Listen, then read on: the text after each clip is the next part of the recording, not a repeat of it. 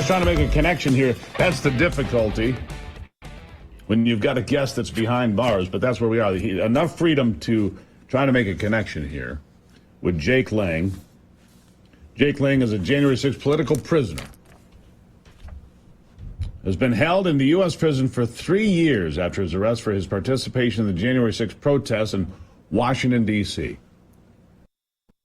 And we're trying to circle him in right now because he has a fascinating story. Held for 3 years, like I said, after his arrest for being there at January 6th in D.C. He started a new legal organization called the Federal Watchdog and filed groundbreaking lawsuits against the government. A new $500 million lawsuit against the DOJ for the wrongful incarceration of hundreds of people participated in January the 6th, ever since the Supreme Court overturned the 1512 obstruction charge. And yet he still sits there. I have him. And in fact, he's joining us now. All right, Jake, welcome to the program. Good to have you back. Hey, Steve. How you going? God bless you, my brother. I'm good. Good to see you. How long has it been that you've been behind bars there? I've been incarcerated now for 1,343 days without a trial. You've been charged, but you have not had a trial. I thought we had a right to a speedy trial in America. Well, okay, so what are the charges? Let's focus on that for a minute, just so the people understand. Tell them what jail you're in, what the charges are, and when you're going to see your day in court. Well, I'm live right now from my prison cell in Brooklyn, New York, where Puff Daddy, P. Diddy, has entered the building. We are, in one of the, I think, the most broken prisons in America. There were 2 murders that just occurred in July, and they had us locked down for a couple months after that because, basically 24/7 inside your cell. You only get out once every 3 days to take a shower. And, this is a notorious gang-infested prison, and they put a lot of very dangerous people here, like Puff Daddy, Democrat superstars that, are sexually assaulting, half of America.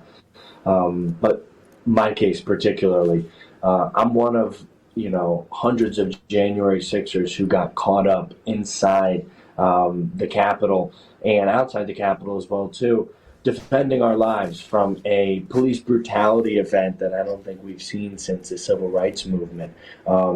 We showed up, millions of us that day, well, about, some people say 1.5 million, to peacefully protest a stolen election, to stand beside President Trump and to, have our cries be heard.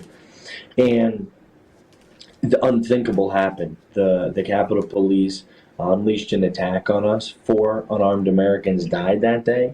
Ashley Babbitt, Rosanne Boyland, Kevin Greason, and Benjamin Phillip all lost their lives. Brave 1776 patriots.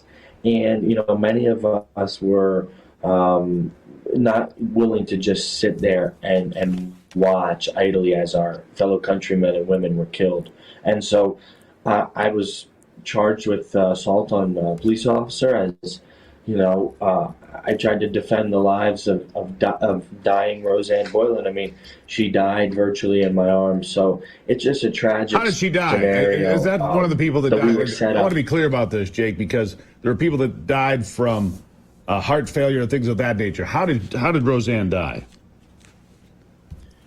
Rosanne Boyland, if you believe the official narrative, she was I want the truth. I don't want the official narrative. I want the truth from you. I've only got a limited amount of time. I want to get right to it. How did she die?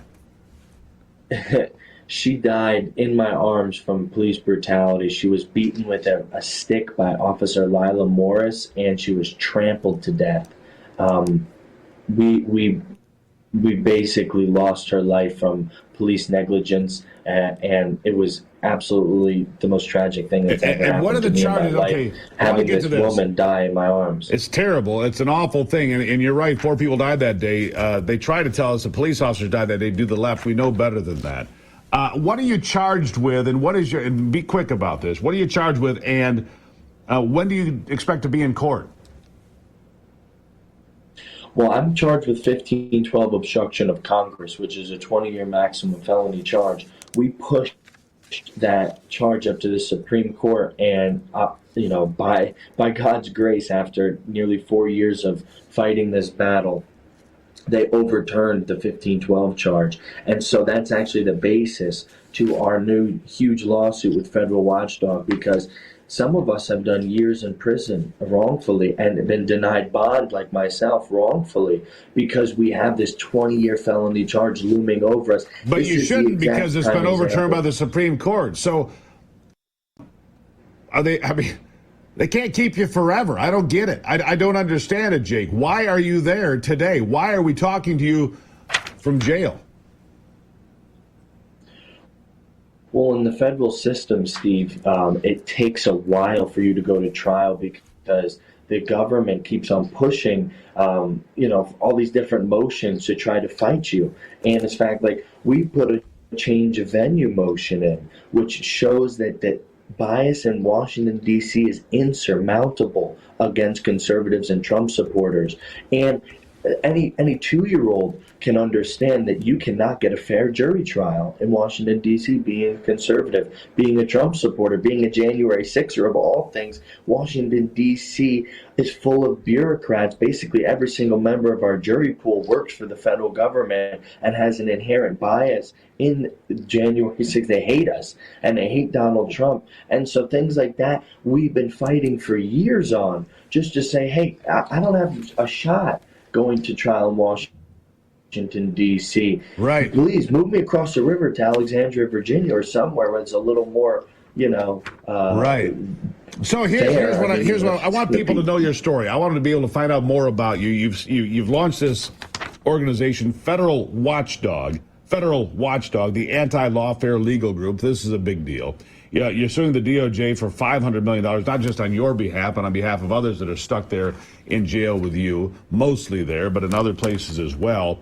You were arrested 10 days after January the 16th of January, 2021. You've been there ever since. Unbelievable.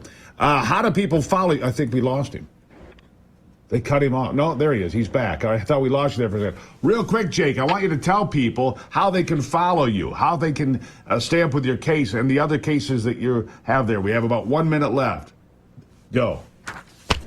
Thanks, Steve. Guys, the best way to keep in touch with us is through the X, the Twitter platform, because it's the only place where we have free speech nowadays. So guys, go to Jake Lang J6 on X. And if you guys want to donate, especially to help fund this new lawsuit, we have the January 6th Legal Fund, which basically was the beginning steps to having Federal Watchdog launch. So guys, go to j6legal.org. That's our Give, Send, Go page. And you guys can take care of me and, over 100 January 6ers are going to be plaintiffs named on this lawsuit, suing for wrongful incarceration that we've done years in prison unrightfully. This is a banana republic. This isn't America. And there will be more people like myself. Jake Lang, greatly future, appreciate it, my stand friend. up and fight right now. Greatly appreciate it. Thank you for being here, and Godspeed, my friend. We'll talk again. We will talk again. It's just unbelievable. He's been there since January the 16th, 2021. No trial, no bail,